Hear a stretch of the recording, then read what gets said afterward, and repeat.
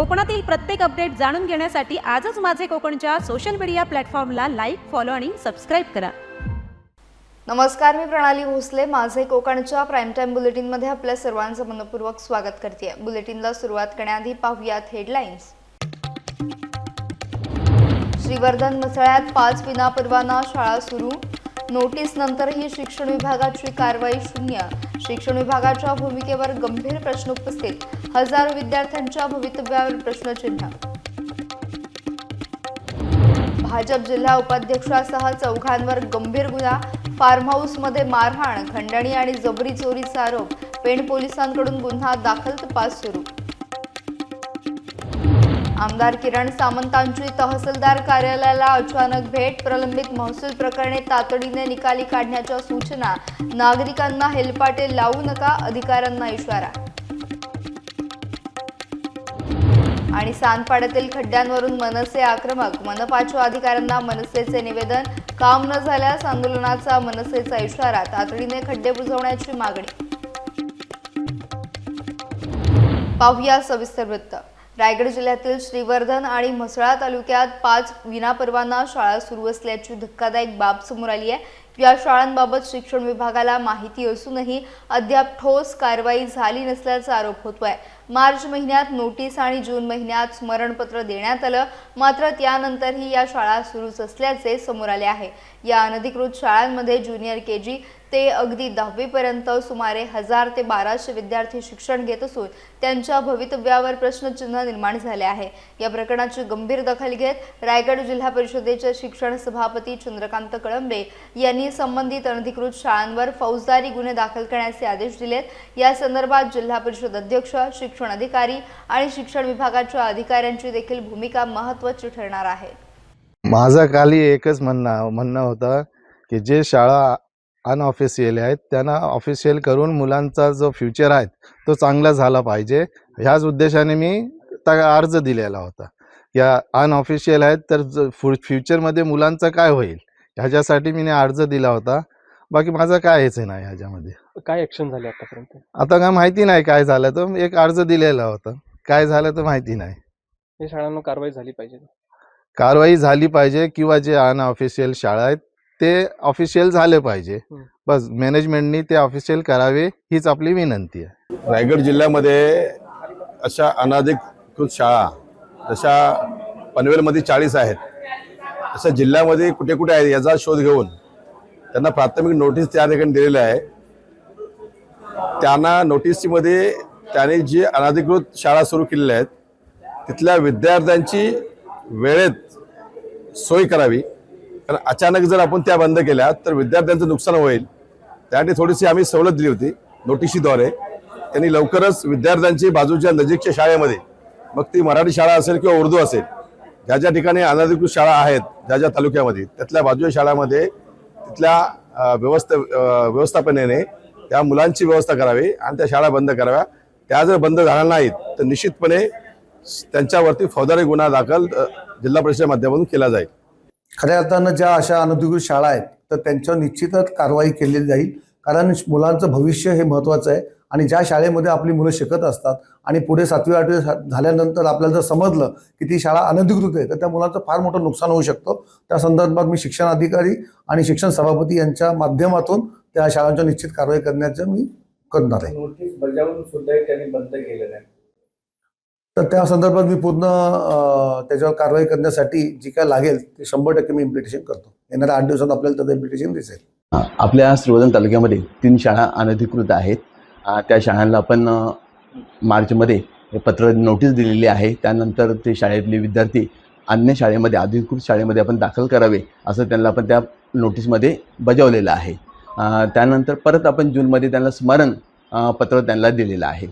या शाळांवर पुढे काय कारवाई झाली का तसं सोडून दिलेलं आहे? नाही, प्रोसेस चालू आहे सर त्या शाळांवरती कारवाई करण्याची। शाळांची नावं कोणती? त्या शाळा आपल्या तालुक्यामध्ये 3 आहेत। एक रानवलीमध्ये न्यू इंग्लिश स्कूल, अंजुमन स्कूल रानवली, त्यानंतर पॅराडाईज स्कूल आराठीमध्ये आहे, त्यानंतर आयर मोहल्ल्यामध्ये एक इंग्लिश शाळा आहे। अशा 3 शाळा आहेत।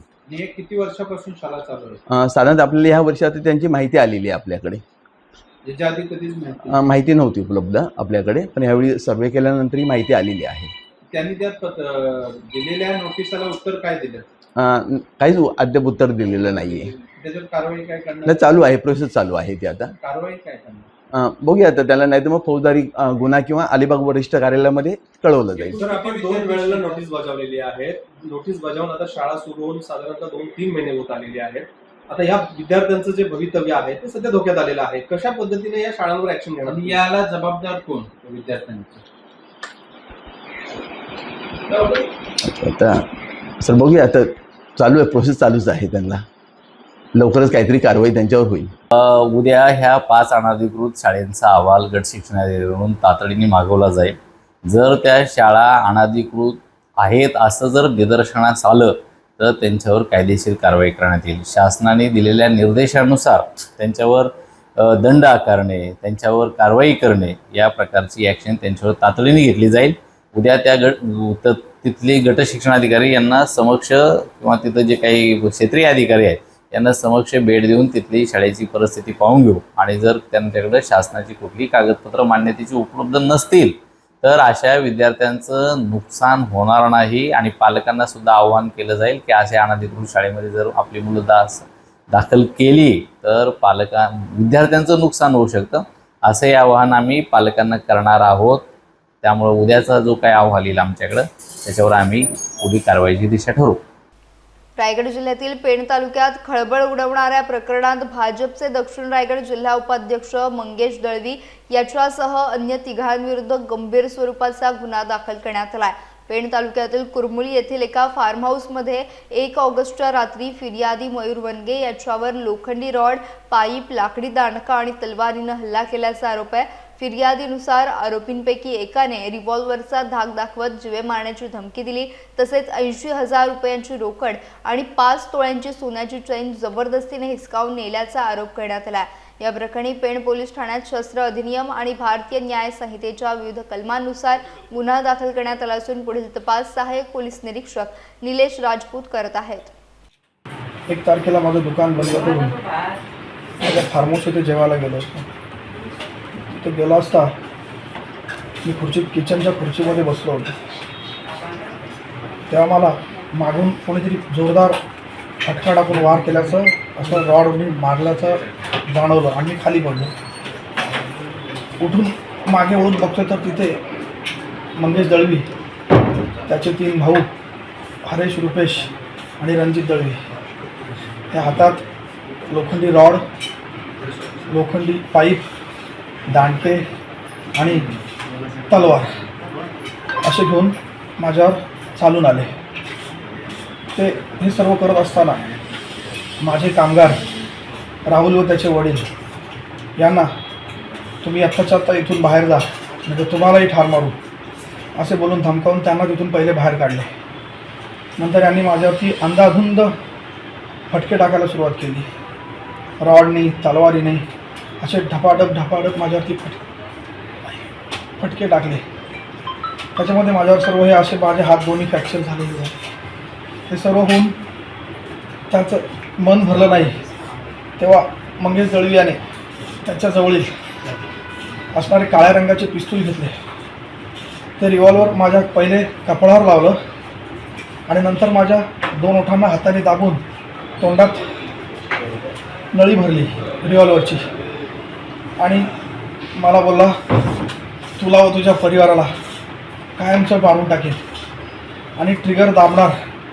तेवढ्यात रणजित दळवी यांनी त्याला ओढले आणि बस झालं, चल चल असं करत बाहेर ओढलं त्याला.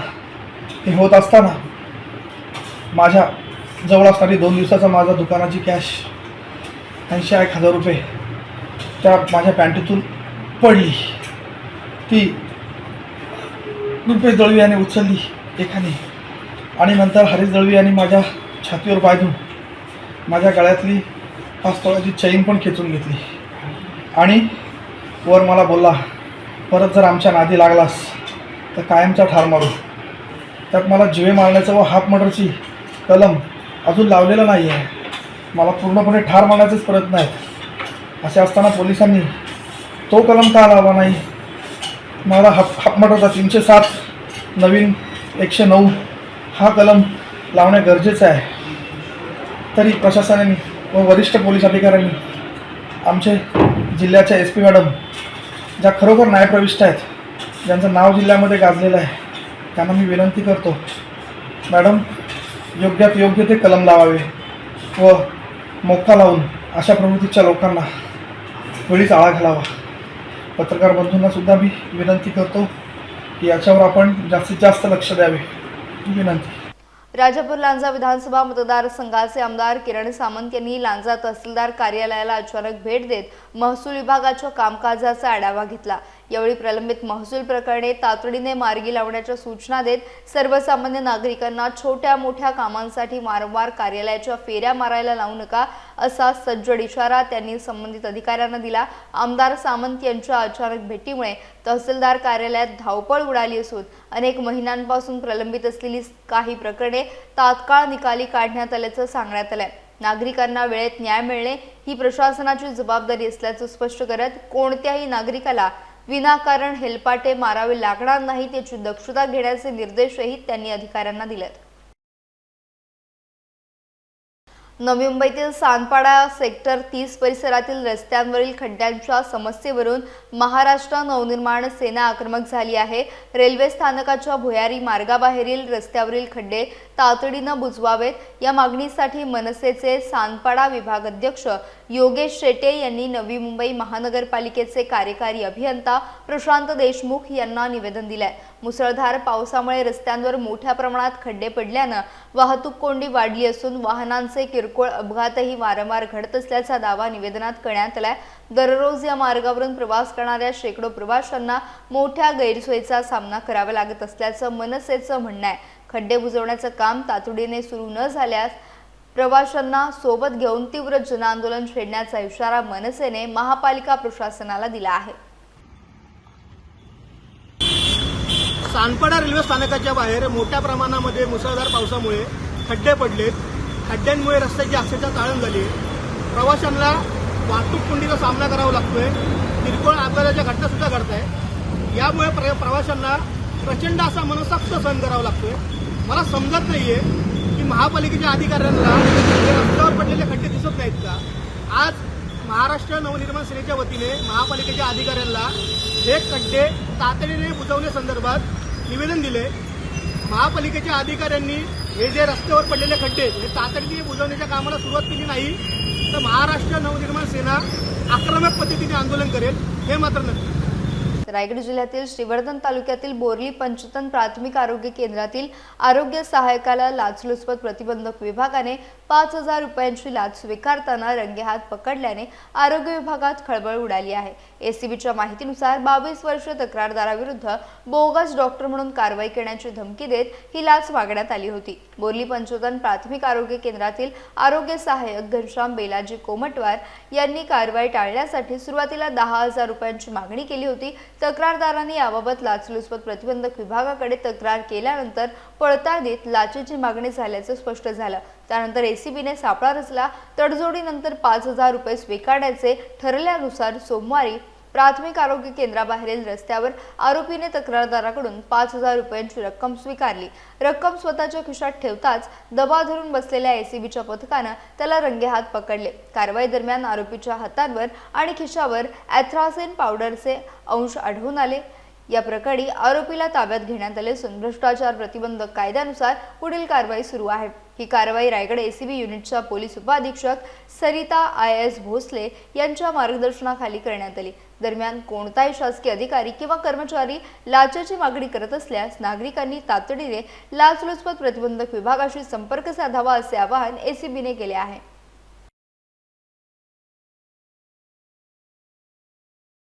रायगड जिल्ह्यातील महाड तालुक्यातील नरवण गावचे रहिवासी आणि आदिवासी समाजासाठी गेली 2 दशकं कार्यरत असलेले एकनाथ रामा मुकणे यांना भारताच्या राष्ट्रपती द्रौपदी मुर्मू यांच्या वतीने 15 ऑगस्ट रोजी नवी दिल्ली येथे होणाऱ्या स्वातंत्र्य दिन सोहळ्यासाठी विशेष निमंत्रण प्राप्त झाले आहे. आदिवासी समाजाच्या सामाजिक आणि आर्थिक उन्नतीसाठी त्यांनी केलेल्या उल्लेखनीय कार्याची राष्ट्रीय स्तरावर दखल घेत हा सन्मान प्रदान करण्यात आला. या विशेष निमंत्रणामुळे महाड तालुक्यासह रायगड जिल्ह्याच्या शिरपेचात मानाचा तुरा रोवला गेला असून विविध सामाजिक, राजकीय आणि शासकीय स्तरातून एकनाथ मुखणे यांच्यावर अभिनंदनाचा वर्षाव होत आहे। त्यांनी जे विशेष कार्य केलेलं आहे त्याची आज ही नक्कीच पावती आहे आणि रायगड जिल्हावासियांच्या आणि विशेष म्हणजे महाड तालुक्यात अजून एक मानाचा मुजरा या निमित्ताने रोवला गेलेला आहे असं म्हणून त्याचा मान आपल्याला मिळालेला आहे। तर त्याची जी आमंत्रण पत्रिका आहे ती आम्ही तुम्हाला भारतीय डाक विभागाच्या मार्फत आमचे जे कर्मचारी आहेत त्यांच्या मार्फत आम्ही तुम्हाला वितरित करीत आहोत। रायगड जिल्ह्यातील पत्रकारांसाठी सुसज्ज आणि सर्व सुविधांनी युक्त पत्रकार भवन उभारण्याच्या मागणीला महसूल मंत्री चंद्रशेखर बावनकुळे यांनी सकारात्मक प्रतिसाद दिला आहे। महाराष्ट्र परिवर्तनवादी पत्रकार संघाचे संस्थापक अध्यक्ष धम्मशील सावंत यांनी अलिबाग येथे झालेल्या कार्यक्रमात ही मागणी थेट महसूल मंत्र्यांसमोर मांडली। पत्रकारांच्या अडचणी, वाढती कामाची व्याप्ती आणि स्वतंत्र पत्रकार भवनाची गरज याबाबत त्यांनी सविस्तर भूमिका मांडली। त्यानंतर मंत्री बावनकुळे यांनी अलिबाग येथे पत्रकार भवन उभारण्यास सकारात्मक भूमिका घेत आवश्यक प्रस्ताव सादर करण्याच्या सूचना रायगडचे जिल्हाधिकारी किशन जावळे यांना दिला। तसेच मुंबई आणि पुण्याच्या धर्तीवर रायगडमध्ये देखील आधुनिक पत्रकार भवन उभारण्यासाठी शासन स्तरावर आवश्यक कार्यवाही केली जाईल असे आश्वासन त्यांनी यावेळी दिले।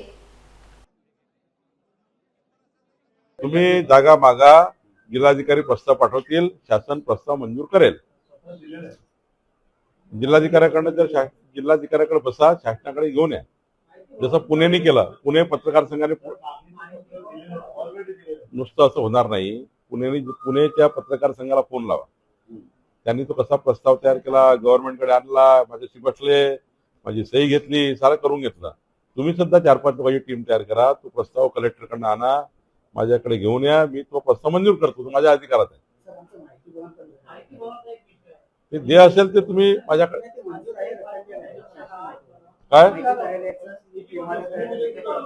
काय झालं ते ऐकायला का ना कलेक्टर साहेब, ते गतिमान मध्ये देऊन द्या पैसे।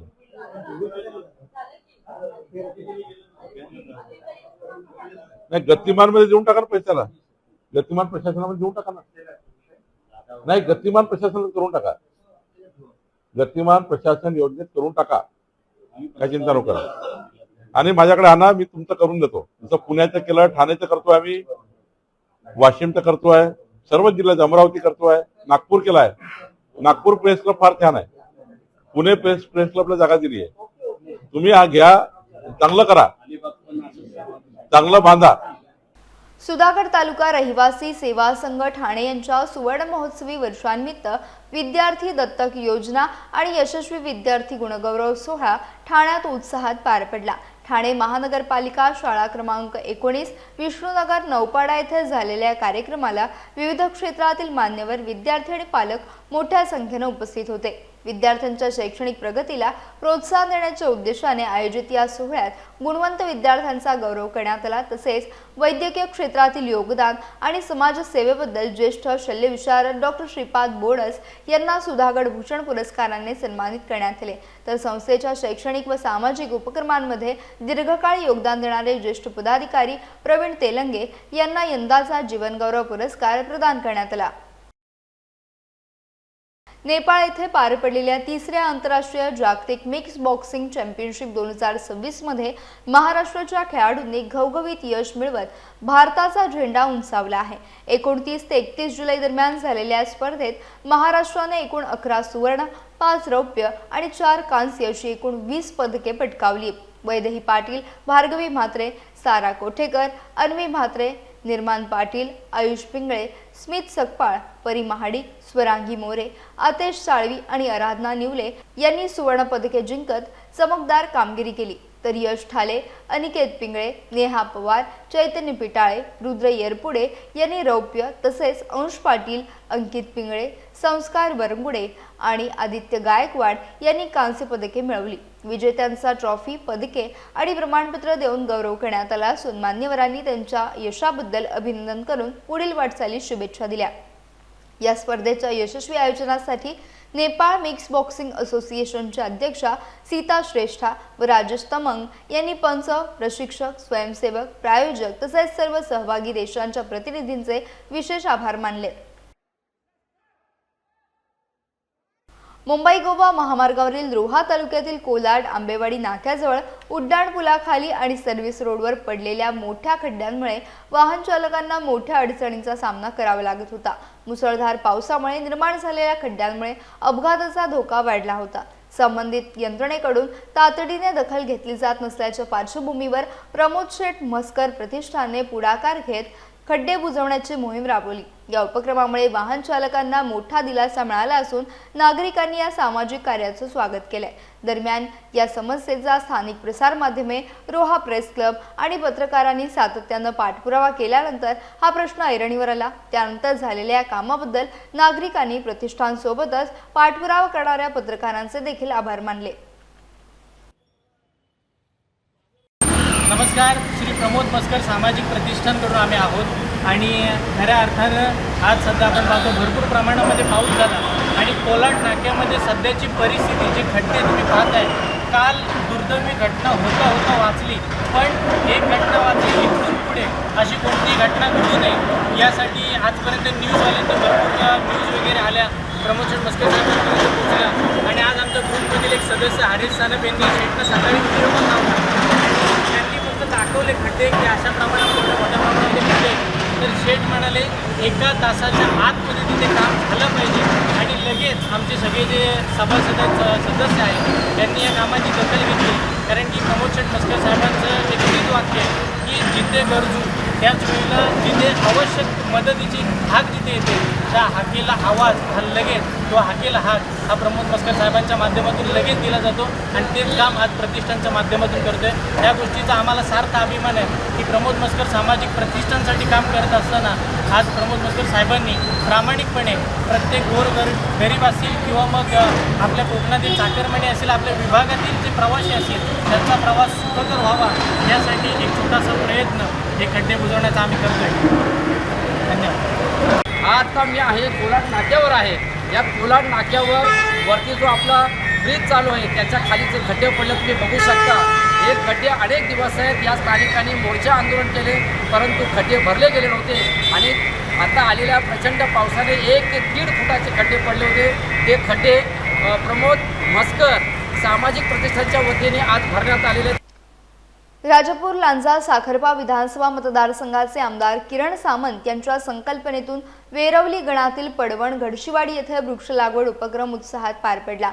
जिल्हा परिषद सदस्य मनीषा लाखण यांनी केवळ वृक्ष लागवड न करता त्याचे संवर्धनही तितकेच महत्त्वाचे असल्याचे सांगत शेतकरी पोडवाल यांच्या बंदिस्त जागेत शेकडो वृक्षांची लागवड केली. या उपक्रमात ज्येष्ठ नागरिकांसह शाळेतील विद्यार्थ्यांनी उत्स्फूर्त सहभाग नोंदवत पर्यावरण संवर्धनाचा संदेश दिला. यावेळी सभापती मानसी आंबेकर, पंचायत समिती सदस्य साक्षी चव्हाण, सरपंच सुनील खुलम, उपसरपंच सूरज कडतडकर, ग्रामपंचायत सदस्य प्रीतिगंधा कदम, सामाजिक वनीकरण विभागाचे अधिकारी तसेच शिक्षक, अंगणवाडी सेविका आणि ग्रामस्थ मोठ्या संख्येने उपस्थित होते.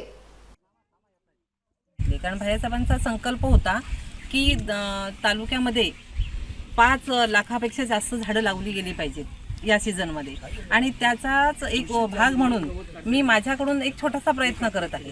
खरं म्हणजे कोकणामध्ये झाडं लावायला लागणं हे सगळ्यात वाईट गोष्ट आहे. कारण कोकण हे बायोडायव्हर्सिटीचं एक उदाहरण म्हणून मानलं घेत जातं आणि असं असताना आज मोठ्या प्रमाणावर वृक्षतोड होत असल्यामुळे पावसाचं प्रमाणही त्यामुळे कमी झालं आणि अशा वेळेला साहेबांनी जेव्हा आम्हाला असा आदेश दिला किंवा आम्हाला मार्गदर्शन केलं की आपल्याला झाडं लावणं गरजेचं आहे. कारण पावसाचं त्यामुळे जे पुढे येणारे दुष्काळाचं जे मोठं संकट आहे आणि ते संकट टळावं म्हणून आत्तापासूनच आपण प्रयत्न केला पाहिजे, सावध झालं पाहिजे ही त्यांची दृष्टी आहे. तर आम्हालाही त्या दृष्टिकोनातून ही झाडं लावण्याची प्रेरणा मिळाली. पुरवठा करतो आणि यावर्षी आतापर्यंत सामाजिक वनीकरण लांजा यांच्यामार्फत आतापर्यंत 45,000 रुपये आपण आता यावर्षी मोफत वाटप केले आहेत.